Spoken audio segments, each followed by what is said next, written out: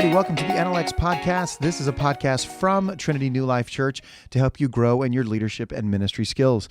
My name is Clayton. I'm the lead pastor of Trinity New Life Church, and I'm joined by our executive director, Chael Branda. How you doing? I'm here. All right. That was both neutral and not super positive nor super negative. That would be the definition of neutral. Congratulations. That's right. There you go. English major there. Continue on. English education major. Sorry. So I'm there was so sorry. some potential for low wage income. And this is not a Life Choices podcast. But if you are used to the Beyond Sunday podcast, subscribed, and you're getting this podcast in your feed and you're wondering what happened, did worlds collide? No, over this holiday week, this is Thanksgiving holiday week, we're going to be releasing 2 NLX podcast episodes in the same week. The first one is going to be released both in this Beyond Sunday and in this NLX feed. But if you want part 2, you're going to have to subscribe to the NLX podcast feed. Now, you can search New Life Next in any of your podcast subscribers, or you can go on our YouTube, Trinity New Life Church YouTube channel. You can subscribe there and get the NLX and Beyond Sunday episodes. We're on Spotify, we're on iTunes, again, all of your fine podcast providers. New Life Next or the NLX Podcast. Now, if you are already an NLX subscriber in your podcasting and you're wondering how do you connect throughout the week, you can do that on our Instagram at NLX Podcast, or you can email us podcast@trinitynewlife.com. That's all the ways to find us. That's all the ways to find us. Okay, so here's what we're going to do in these 2 episodes. We want to talk about the struggle and the challenge that leaders are facing with the ever-increasing desire for people to shift time and space. Now, as much as I love a good quantum physics discussion, that's not what we're doing here when I talk about shifting time and space and quantum gravity and do you measure the existence and How are we going from English education to now the desire to speak quantum physics? Look, some of us are well-rounded. Okay, so this is what we're talking about, the shifting of time and space. And if you're not, we forgot to start our timer. Speaking of shifting time and space, hopefully this won't go too long. We're talking about the fact that we are not bound because of technology anymore to have to consume content and to grow as learners, to grow as people. To do that, we don't have to go to particular locations and we don't have to do it at finite times. We are able to access a ton of information. So many of you are watching this on YouTube, or again, listening on Spotify or other podcast players. And so you know that with another search, you can find a video of just about anything. Think about the last, I just had to, let's say hypothetically you back into your neighbor's mailbox and you've got to replace their mailbox post, which was rotted, and then you didn't have anything to do with that. And you've never replaced a mailbox post before. The first thing I did was Google it. I'm like, there's got to be a video of it. Actually, there wasn't a video of it, but the instructions were pretty simple, straightforward, and not like. And they thought we don't need a video. You should be able to follow. Yeah, it was like dig a hole, stick pull in. Actually, you didn't need to do that. That's what I thought you were going to have to do. This one came with a drilled out hole at the bottom of it that you put metal, like a metal L in, a smaller part, and then the larger part at the bottom, and then you just hammer it into the ground, put the post over it, and then drill the 2 boards or drill the 2 base screws onto it. And I was not happy that I or whoever we're talking about backed into their neighbor's mailbox, but I was happy that you were able to search and figure out exactly how to do it. I didn't have to go to Home Depot. You didn't have to take because a class. it wasn't in stock, so I ordered it online. I didn't I didn't have to go to Home Depot and then ask somebody how to do it. I didn't have to wait, like you said, for a class because most hardware stores have classes on a weekly or monthly basis for a variety of tasks. I didn't have to do any of those things. I didn't ask my dad because I didn't want to explain to him why I was having to do this. You'd have to hire somebody and then take time out of your schedule to be around when somebody were to come to do it. No, I was able to move, and I ended up, I was trying to figure out when I was going to do it. I thought I was going to be able to do it like at night, and then I ended up doing it early in the morning before school, just out there, just hammering away. All of that was a way that I learned, did something. I didn't have to interact with anyone to do it. As leaders, you're facing that same thing. You're not like, oh, when are we going to face that? One day in the future, we're going to face it. No. The future's now. Right. Okay? Right. Dippin' Dots are now. We are in the age of Dippin' Dots are not the ice cream of the future. Dippin' Dots are now the ice cream of... You can get them at Publix now. There is in Countryside Mall a ice cream vending machine That's that Dippin' Dippin' Dots you. Yeah. That's a. It's been around Anyways, for a little bit. see, But we're in the that future is- right now. But that's why, because for those of us who are leading in specific areas and things, one of the number one things a lot of leaders look at is how can I maximize the time or the space that I'm in. Right. We're always looking, like, now that we're living in this future and we're doing these things, it's like, how can I get the max return on what time investment that I have, and how we can do that. So we start to ask all of these questions when it comes to how we grow in our leadership. Can we, and to use a phrase from the future or from now, is this idea of like, can you binge leadership? Can you binge the learning aspects of things? 2 years ago, I remember talking to a woman, and I said, I was talking to her before a service. I said, is this your first time? She said, yes. I said, oh, well, this is the last week of like a 4-week series, so hopefully it won't seem too confusing. She goes, no, I binged the whole series before I came. That was the first time I had heard that word used in our context. And I got to be honest, that's a lot of me over a short period of time. At least when you're binging, like The Crown just got, season 3 just got released. You can't binge The Mandalorian quite yet on Not Disney yet. Plus or D Plus, as I don't Come think to call it now that we. D Plus. You can't binge it because they're releasing it slowly, and even this struggle and this idea of, can you binge leadership? Can you consume it over and over again, back to back, or does it have to be spread out for it to be able to marinate in you? That's the same thing that these streaming companies are going through, and the questions they're asking. Should we dump an entire season at a time? Right. People are experimenting with a week by week basis of what that's going to look like, and varying release times. Most podcasts are released on a regular basis. Most of the time when you get a series released or a short series, like a Serial does this, a lot of true crime podcasts will do this. They still release they still have a release schedule. They don't just dump all the episodes at once. But people in your church, if they are consuming all of their content in that way, people in your business are consuming it that way, why would they have to completely leave that model to come in and be a part of the content that you're creating or the development that you're trying to be able to grow in? Especially when it's something so specific or unique. I think that's where we really start to see, when it comes to leadership, the way that people want to binge is, if I want to learn something right now, if I'm stepping into a world where suddenly QuickBooks or Excel is going to be something I'm going to binge. I'm going to find all of the information that I can on a specific topic and really dive into those things. And so when you have these moments, yes, I do think that binging leadership is something that we have to look like. And how can we then take that concept and understand that that is the way our society, our culture is now? And okay, then let's redeem the free time people have. Let's redeem the time that people have in their commutes, when we are going through like something when they're walking their dog, if their dog walks. If people walk their dogs real early in the morning. What about times when you are pushing a stroller and you're going for a walk just with a kid? Or like, I remember having small children and cherishing the moments of like doing the dishes, because I could put headphones in and it was just like quiet time. I could do something while doing all of the other things that had to get done. So this idea of, you can be learning more than one thing at a time through all of the varying podcasts or audiobooks or all of these things that we have. We're really looking at a time when a majority of our binging, when it comes to leadership, when it comes to the way that our culture and society looks at this future, is taking this world, the information that is at our fingertips, and really beginning to give that to the people that we are trying to train up and lead. Yes, we've got to think through. Part of the bigger question is asking, can this be put online, or does it need to be in person? Right. I think we have moved as a society and leadership.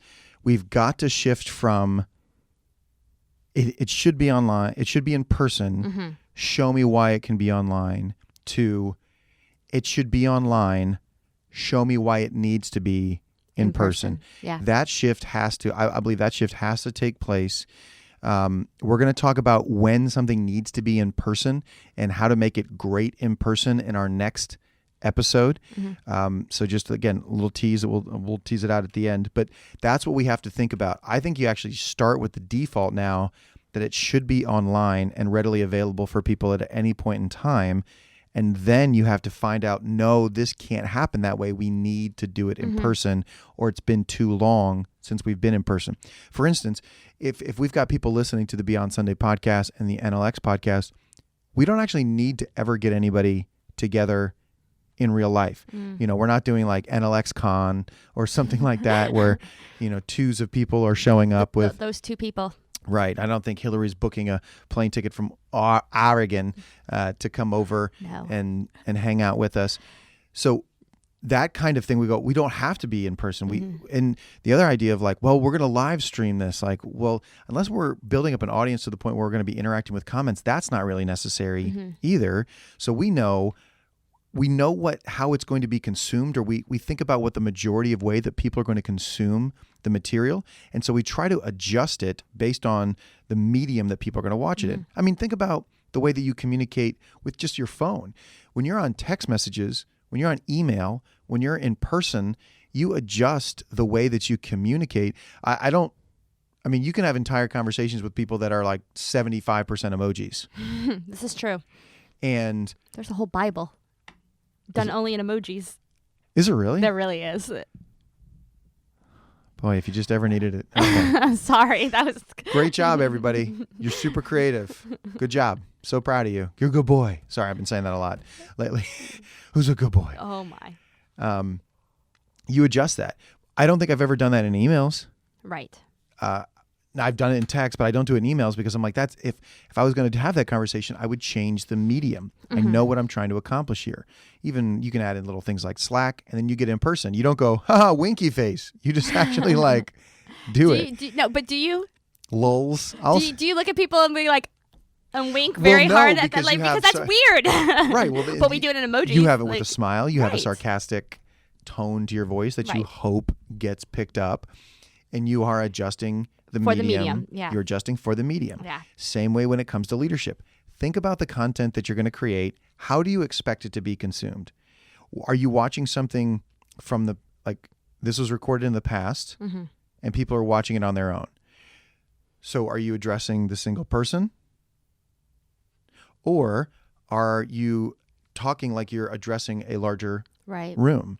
You can't just take content that's been used in all other places and put it online and expect it to do as well. Our Sunday services are a great example of this. And I think all sermons are a great example of this. This is why you see people trying to start cutting up their messages into bite-sized chunks. But even in that, you're specifically taking something that was designed live for a large audience and then putting it into the feed of people who are consuming it as individuals at a point in the past. So it's not like they can kind of come in and interact with that content. So it's not like there's anything wrong with using that, but you understand that content wasn't designed for that particular message. Are people watching it are they watching it live, but on their own? A lot of conferences have moved online. One of the first ones I ever saw in the church world that did this was called the Nines. And it was only 9 minutes a speaker. That was a great example of it was designed, again, to be consumed live. And then I've been in some webinars where it's live and people are interacting with comments.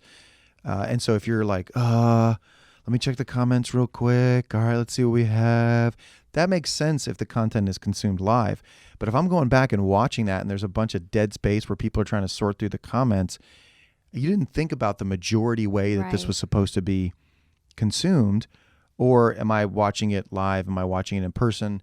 There's a different tone. Now I'm interacting with the audience. I'm not just, I may not want to look into a camera because there may not be a camera if I'm, I don't want to do that when I'm preaching. I don't want to look directly into the camera the entire time because my main audience is actually in front of me. So my medium is going to determine the way that I present the information. Now, we made a shift 2-3 years ago to move our Introduction to Leadership course online. About 2 years ago. Talk a little bit about why we did that and how the course is structured. Well, I think that this really goes back to the idea of we knew that things were changing within people. The way people were looking at schedules, we're looking at these moments. We saw that, especially people who want to be leaders, people sign up they do a little bit more. They're a little bit more, high impact, so they can handle a lot more responsibilities, they can handle a lot more on their calendars, and those are the people that you want in your organization. Those are the people that you want on your church staffs and in your church teams. And it was like, how do we take these people who already have very full lives with things going on and make it very easy for them to come in and just start running in leadership, especially here. And for us, we realized very quickly that we couldn't put a single date on a calendar, be like, anybody who's interested in leadership can be here at this time at this place, because that was not going to work for the people that we were targeting. How many, what if they miss? How often do we do it? Right. If we're doing it over and over again, right, we may not have enough people to have a critical mass. So we very quickly realized that if we could do this, the question to start with was if we can make this happen, was if we could do this, we could have people continually becoming leaders at all times. Like, we were not going to have a roadblock stoppage for our leadership development. So we were able to find a platform to do it all. We recorded the first round of videos, I think in your office, were some of the first rounds. Yeah, that was our old studio. We had a green wall. It looked nice. And we shot everything on an iPhone because that's what we did. But we were able to get a few videos together and call this, okay, if we want everybody in our church to have the same foundation of every leader in our church have the same foundation of leadership, understanding, communication, all these things. Now that it's online, we can make this a requirement for everybody, because it doesn't matter if you're watching this video while you're on a 10-minute break over the course of a week at work, or if you're watching this video at 2:00 in the morning because it happens to be when the kid woke up and you're sitting on the couch trying to not fall asleep. Like, we removed the obstacle of time and space and put it into the hand of the leader who had a desire to come in and learn these things. And so now we're 7 courses, about 29. How many videos is it? I think it's 28 or 29 videos. Okay, now that may sound completely overwhelming, but why is it 28, 29 videos? Because no video is more than about 5 to 6 minutes long. Exactly. So it wasn't that we thought, let's put, Christ Character Church competency, introduction to leadership, and then a couple of videos on Christ Character Church and competency. We could have done each one of those 5 as one long video, right, but breaking it up provided us with 2 avenues. One, like you said, it's never that long. Right. You can knock out 2 or 3 videos real quick. The other thing, as the person who recorded most of them, it makes it a lot easier to record. Yeah. I can remember 4 to 5 minutes worth of content. Now, I also think that in today's day and age, you do not have to have everything word for word perfect, like you're reading down a teleprompter, though that might help you. For me personally, if I know what I'm trying to accomplish, I can have some bullet points. I mean, that's how we do this. We've got a little bit of information that we want to put here, but most of the time we can be looking here at the camera or looking at each other because we know what we're trying to accomplish. We just need to keep the ball rolling. Right. So it made production easier. But where did we upload it? Where did we put the videos when we were making the online content? Are you talking about our platform, or are you talking about our host?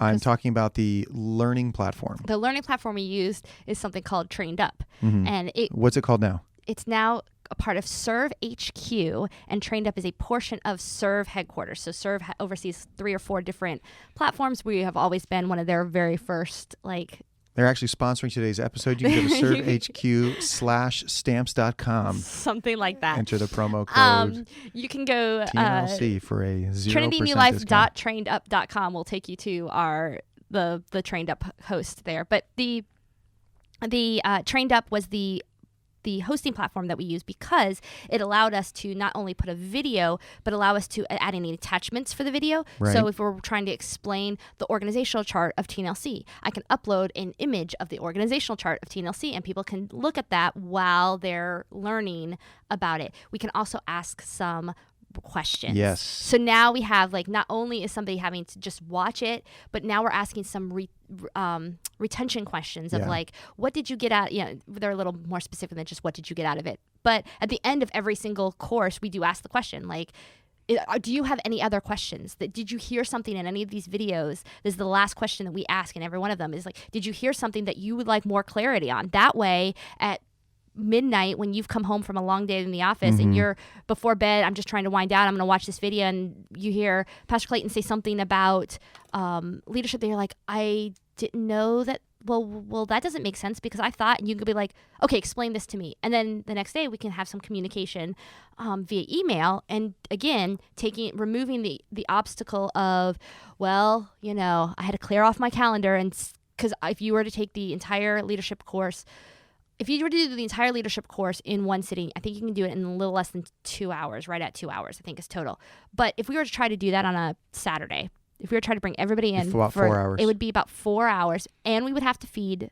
We'd probably have to have a meal in there somewhere. Probably childcare. Childcare as well, and it would when you take 4 hours out of a day, that's pretty much the day. I mean, I don't know people who are like, oh well, I only have this little thing in the morning, and then I'll have the rest of the afternoon to do a ton. Well, something that's as long that is that long becomes about 6 hours for the staff, right? To be able to set up and tear down and everything afterwards. Right. So again, this goes back to medium and message and what do you want to happen? So we didn't just record these so that they could be passively consumed. We recorded them because we wanted people to learn and engage. And so there was a way that we were able to, we could have just put them up on a YouTube channel and given them a link. We could have just given Vimeo, whatever. Yeah. We could have posted them all on our own website, but we may not have had a way to be able to ask questions to increase the reading comprehension. Now, if somebody goes through and says, I never learned that or nobody ever told me, we're like, actually, you kind of did. Oh, I didn't pay attention. Well, we try to help with that. Right. So knowing how is this going to be consumed, what are we trying to get out of it, that helps you to be able to craft, again, short videos, consumable content. That's not to say that something can't be longer than 5 to 7 minutes. Some of the more popular YouTube videos are, this is going to be longer than that. But again, this is primarily designed as audio. The video is just for those who likes to pop YouTube in the background and let that roll, because people like different mediums to consume the same content. This also gets to the idea, I think, that this is why we have to talk about online church or online streaming services. This is, I think, all the rage early on was that we were doing online church. We meaning the Western Christian community. The big C church, not us. We are doing online church. And I think that more and more people are moving away from that language. Yeah. Not exclusively, but people are moving away from that language and are more talking about their streaming their services. Because when it comes to medium and message and when is it necessary to come into physical proximity, the foundations of the Christian faith are that we should regularly gather together. If you are able-bodied and there's, if there is, other than inconvenience, if there's a reason that you can't gather, that's understandable. But if it's inconvenience, that's not a good reason for that. The gathering, the physical proximity of the saints is important for worship. I'm not talking about just singing, but real worship, real service, real sacrifice. It's necessary. However, people travel. Yep. People get sick. Yeah. Kids get sick. And in this church with all the kids, that was happening. There's always a kid. There's always a kid sick somewhere. Either sick or being born at all times. At all times. So that was a real struggle for us, but we got to the point of saying, this is how far we'll go in it. Right. And this is how far we won't go in it. When it came to, for us, specifically when it came to online church, we definitely talked about it for, again, having this conversation 6 months? of a good 8 months. Feels like forever, but it was this idea of what was the purpose, and I think that when it comes to this entire episode of because this podcast, it's cool it's cool not isn't a right it's not a answer. Reason. It's when you have, as a leader, when you are trying to get your message out to people, you have to decide why and how. And so if the why is it's because it's just important to get it out there, because we need this out there for this, well, then you might put more of a focus of live stream if you're just trying to get views. But if you're trying to build something in there, it's going to be different. The way you're going to do your message is different. For us, we realized that we had a core group of church attenders here who had travel and sick kids and sick people, and they were missing that. And for us, that was like, okay, for online church, this is going to be a missing piece for these people. And that's how we were able to kind of redirect the message not the message, because he actually preaches on the live stream, not that message, but the message of having a live stream and having these moments to be like, wasn't for us, it was an added bonus. We were able to include the people who would have been here anyway. So it's for us, and it's keeping people engaged. It's keeping people engaged. We don't use our live stream for a first point of engagement, though we do have. Though it's certainly, people definitely have said we've watched the live stream. Yep. I don't know when they use that language, whether they mean the video podcast or the actual live stream, but I would say that I know that there are people who do watch the live stream first to get a feel for what it's like. That's why I think every church immediately should be doing video podcasting, because I think you can show, and I think this is why this has nothing to do with this episode, but why churches should go look at their Facebook page and see how far down on their photos it takes, or their Instagram it takes, before it shows a picture of what the services are going to be like, and not just here's a quote, cool story, bro. But so again, being intentional about it, knowing how we wanted the content to be consumed. So we created the medium to be able to do that. That's the biggest thing you've got to think through. You got to start with the idea that you're going to be online. Don't start with the idea that it's going to be in person. That reaching millennials, Gen Z. Yeah. I'm even, we're X. I'm X. Are you X? I'm on that line. What was the Zennial? Zennials? That Zennial right description there. of this mashup generation of X and millennial, and I'm like, yeah, that's 1,000%. Yeah, I'm who right I there. am. But I think that you have got to know that they, in every other area of their life, they are looking to shift time and space. So how can you be proactive about that and thinking about that? Not all leadership can be online. That's one of the things we're going to talk about next. You've got to come together. But when we looked at our discipleship group leader, the intro discipleship group leader, small group leader training, that could be online. That way we didn't have to teach 2 of those. We didn't have to teach that 3 times a year, and then 2 in person. We didn't have to teach this leadership course 6 times a year. That would be exhausting. You wouldn't have the critical mass inside of it either. Start with the idea that it's going to be online, and then look at the way that you can go from there. And then when you're creating the messages, when you're creating the content, think about what's the medium? How is this going to be consumed? And make sure that you're creating content with the idea that that's how it's going to be consumed.